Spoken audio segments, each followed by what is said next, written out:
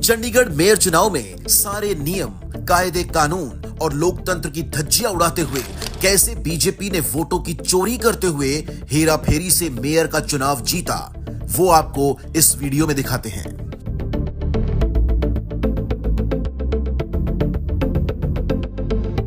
सबसे पहले आपको बताते हैं कि इस चुनाव में केंद्र की बीजेपी सरकार ने जिस व्यक्ति को चुनाव का पीठासीन अधिकारी बनाया था, उनका परिचय क्या है।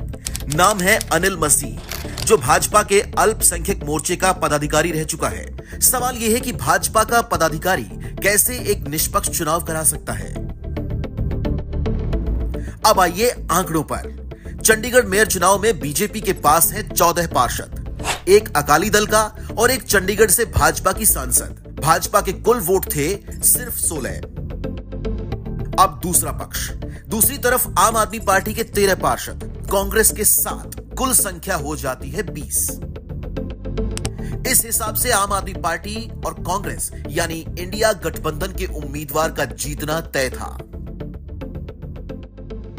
अब यहां से शुरू होती है भाजपा की असली साजिश। आपको काउंटिंग पर लगे इस कैमरे से दिखाते हैं कि कैसे भाजपा देश के लोगों के साथ धोखाधड़ी करती है।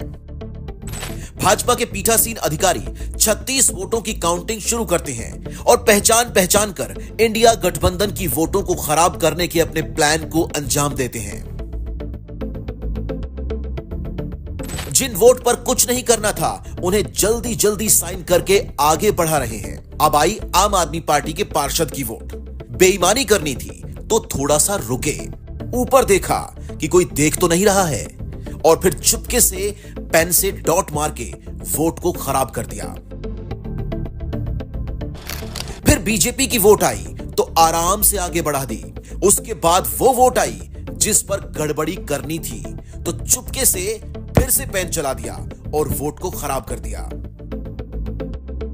उसके बाद विपक्ष की एक और वोट आई, यानी तीसरी वोट, और उसे भी खराब कर दिया। फिर चौथी वोट खराब की, फिर 5वीं वोट खराब की, उसके बाद 6ठी, फिर 7वीं और ये 8वीं। एक एक करके आम आदमी पार्टी और कांग्रेस के 8 पार्षदों की वोट खराब कर दी ताकि बीजेपी के उम्मीदवार को जिताया जा सके। बीजेपी को जिताने के लिए पीठासीन अधिकारी इतना जल्दी में थे कि बीजेपी के उम्मीदवार को वहीं बराबर में ही खड़ा किया हुआ था और तुरंत उनको बुलाकर कुर्सी पर बिठा दिया।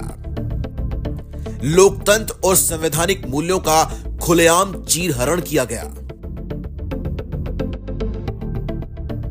क्या मोदी जी इस तरह चुनाव जीतते हैं? चंडीगढ़ में तो कैमरे पर पकड़े गए, पर देश भर में न जाने अभी तक ये लोग कितने चुनाव ऐसे धोखाधड़ी करके जीते हैं।